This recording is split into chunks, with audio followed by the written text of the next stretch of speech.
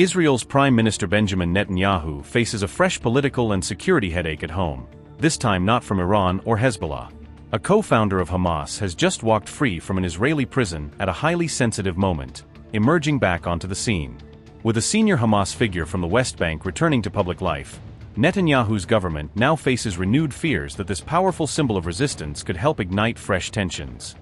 A co-founder of Hamas has been released from Israeli custody against the backdrop of ongoing regional tensions, adding another volatile element to an already explosive mix of conflicts stretching from Gaza to the broader Middle East.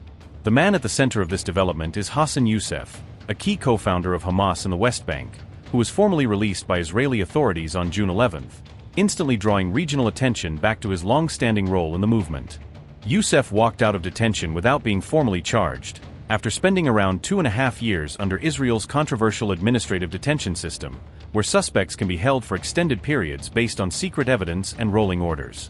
According to his son, Israeli authorities released Hassan Yousef near Hebron in the occupied West Bank, from where he was quickly transported to a hospital in Ramallah, highlighting both his fragile condition and the symbolic importance attached to his return. Footage and images from the Ramallah hospital showed Yousef with one arm immobilized in a sling, but there was no clear explanation offered for how he sustained the injury, prompting speculation about his health and treatment during detention. Hassan Yousef is not just another detainee. In the 1980s he helped build Hamas from the ground up alongside its spiritual leader Sheikh Ahmad Yassine, embedding himself deeply in the movement's political and ideological foundations in the West Bank. He was later arrested on October 19, 2023, in the sweeping crackdown that followed Hamas' October 7 attack, as Israeli forces rounded up senior figures and operatives they believed could rally support or organize further violence. Adding another dramatic twist to his story, Yousef is estranged from his eldest son, who reportedly worked as an informant for Israel's internal security agency Shin Bet, turning the family into a symbol of divided loyalties within the conflict.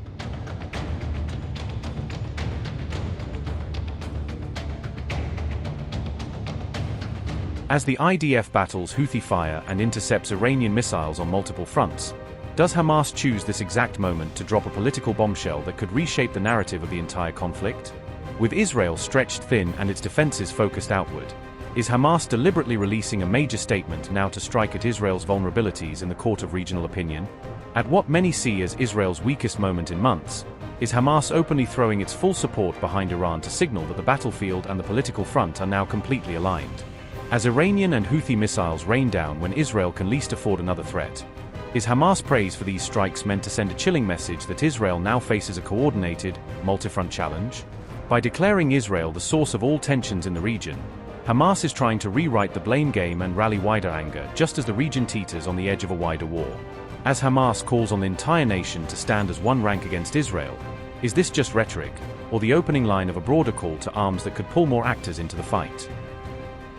In its statement, Hamas said, and I quote, "We highly value the Iranian and Yemeni response to the Zionist entity due to its crimes against Lebanon and its honorable people.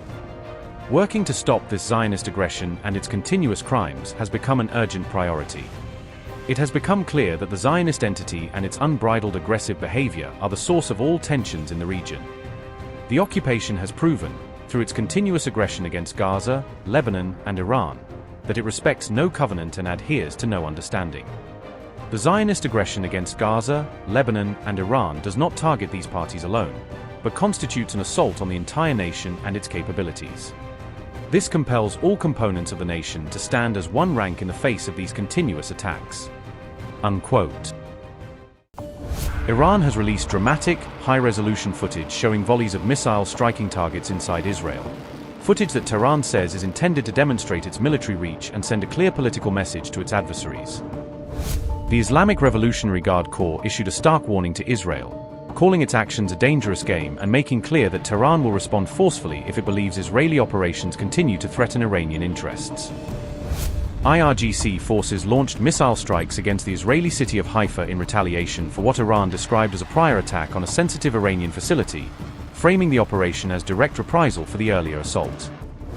Iranian commanders said the strike on Haifa was deliberately designed to mirror the damage done to industrial sites in Emar Shoawa, signaling that Tehran can replicate the impact it suffered and will exact equivalent measures. Israeli officials have warned citizens and international partners that additional missile launches from Iran could be imminent, urging vigilance and preparing emergency response systems across the country. Air raid sirens blared across multiple Israeli cities as early warning systems detected incoming missiles launched from Iranian territory, prompting widespread sheltering and heightened alert among security forces.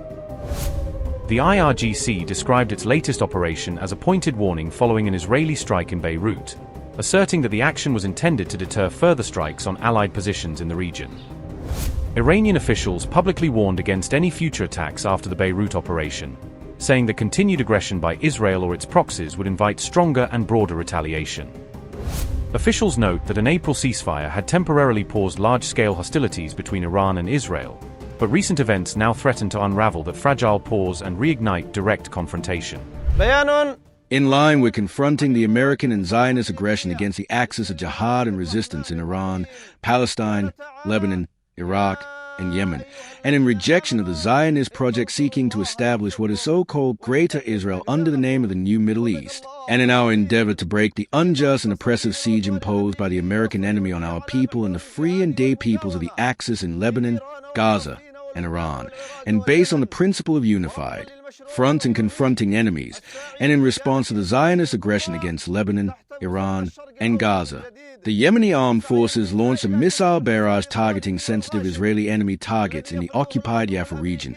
The missile strikes achieved their objectives with precision, and in this context, the armed forces affirmed the following.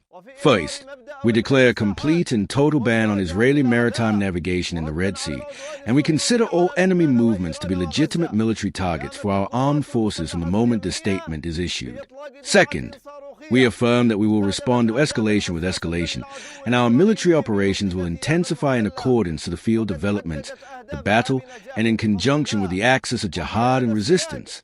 Third, we affirm the right of our people and the peoples of our free nation to confront the American-Israeli aggression. We will not stand idly by in the face of the unjust siege imposed on our people and the peoples of the axis of jihad and resistance in Palestine, Gaza, Iran, Lebanon, and Iraq. All the enemy's attempt will fail, Allah's willing, and our operations will continue as long as the aggression and siege against us and the axis of jihad and resistance persist.